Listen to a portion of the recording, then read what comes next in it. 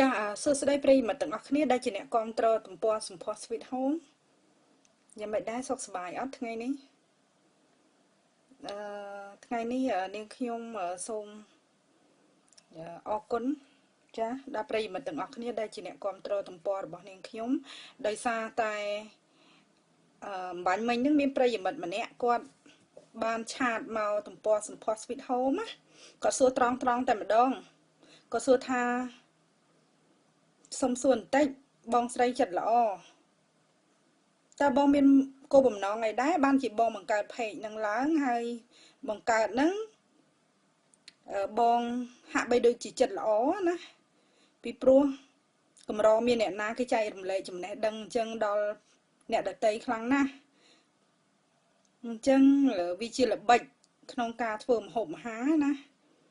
ក្នុងការរៀបចំផ្ទះសម្បែងម្ហូបអាហារជាពិសេសគឺ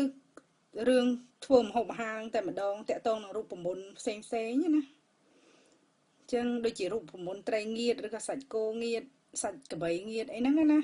ហើយរូបមន្តធ្វើម្ហូបផ្សេងទៀតអញ្ចឹងគាត់ប្លែកដោយសារមិនដែលមានណាគេបង្ហាញណា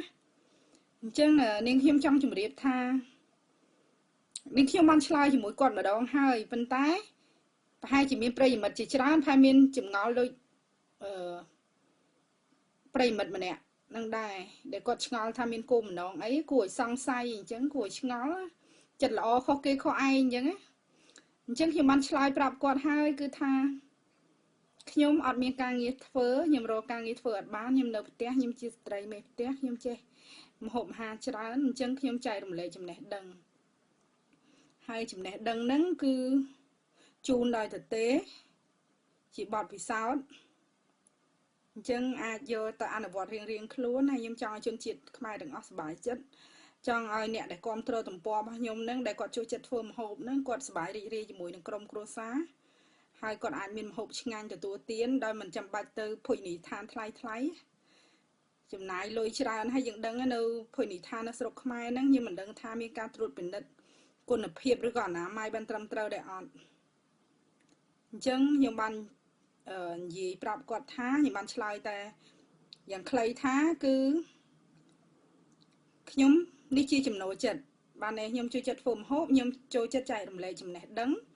ហើយចំណេះដឹងនោះធ្វើឲ្យអ្នកដទៃទៀតគាត់អាចយកទៅអនុវត្តបន្តបាននៅក្នុងក្រុមគ្រួសារគាត់ធ្វើឲ្យគាត់អាចសន្សំសំចៃថវិកាបានហើយមានអនាម័យអញ្ចឹងមិនចាំបាច់ទៅញ៉ាំនៅហាងថ្លៃទេហាងថ្លៃយើងអាចទៅញ៉ាំបានដែរបើយើងមានសមាជិកគ្រួសារតិចយើងអាចទៅញ៉ាំវាមិនសូវអស់លុយច្រើនចុះបើយើងមាន10នាក់ឡើងឧទាហរណ៍អញ្ចឹងយើងត្រូវការលុយច្រើនណាដើម្បីញ៉ាំម្ហូបឆ្ងាញ់នៅក្នុងភោជនីយដ្ឋានអញ្ចឹងបើយើងធ្វើដោយខ្លួនឯងវាសន្សំចៃច្រើនអញ្ចឹងអាហារមានអនាម័យធ្វើដោយខ្លួនឯងអញ្ចឹងយើងអត់អស់លុយជាបាជំងឺទៀតហើយតើខ្ញុំបានទទួលអីមកវិញខ្ញុំបានទទួលនៅកិត្តិយសអ្នកណាក៏ចង់បានដែរមែនទេប៉ុន្តែកិត្តិយសដែលខ្ញុំទទួលបាននេះខ្ញុំពេញចិត្តដោយសារតែខ្ញុំមិនមែនបានកិត្តិយសដោយសារតែលុយឡានវិឡាភាពខ្ពង់ខ្ពស់ខ្ញុំជាសេដ្ឋីនោះទេប៉ុន្តែជាកិត្តិយសដែលខ្ញុំទទួលបានមកពីអ្នកទាំងអស់គ្នាបានផ្ដល់ដល់ខ្ញុំដោយសារតែខ្ញុំពេញចិត្តនឹងចែករំលែកហើយអ្នកទាំងអស់គ្នាពេញចិត្តនឹងទទួលយកហើយអ្នកទាំងអស់គ្នាចូលចិត្តខ្ញុំហើយខ្ញុំក៏សប្បាយចិត្តដែរខ្ញុំមិនមែនចង់ខ្លាយជាតារាល្បីត្រូវការកាមេរ៉ាមកផ្លិបផ្លែថតខ្ញុំទេខ្ញុំទៅណាខ្ញុំចូលចិត្តសាមញ្ញពីព្រោះបើសិនតែយើងទៅមានគេស្គាល់ច្រើនយើងដូចតារាឬមួយក៏ដូចអ្នកនយោបាយអញ្ចឹងអត់ស្រួលហ្មងទេទៅណាត្រូវអ្នកកសែតតាមប្រមាណយើងរហូតអញ្ចឹងយើងអត់មានសេចក្តីសុខផ្ទាល់ខ្លួនទេអត់មានលក្ខណៈ personal ទេអញ្ចឹងខ្ញុំចូលចិត្តភាពសាមញ្ញប៉ុន្តែដោយកិត្តិយសគឺខ្ញុំចង់បានដែរប៉ុន្តែមិនមែនចង់បានក្នុងនាមថាឆើតឆាយតារាល្បីឬមួយក៏អីទេកិត្តិយសបានមកអំពីចំណេះដឹងដែលខ្ញុំបានចែករំលែកហើយខ្ញុំសប្បាយចិត្តដែលអ្នកទាំងអស់គ្នាមានម្ហូបឆ្ងាញ់សម្រាប់ទទួលទាននៅក្នុងក្រុមគ្រួសារធ្វើបកាលាយគ្រឿងខ្ញុំគ្រាន់តែប្រាប់ច្បល់ណាគ្រាន់តែកាយប៉ុន្តែអ្នកទាំងអស់គ្នាបានយកទៅ apply ទៅតាមរសជាតិគ្រួសាររៀងខ្លួនហើយខ្ញុំជឿថានៅពេលអ្នកទាំងអស់គ្នាធ្វើគឺម្ហូបអាហារមានអនាម័យ ហើយសមាជិកគ្រួសារក៏មានសុខភាពល្អដែរនេះជាអ្វីដែលនាងខ្ញុំចង់បានអញ្ចឹងគោលបំណងអ្វីផ្សេងទៀតគឺខ្ញុំអត់មានទេ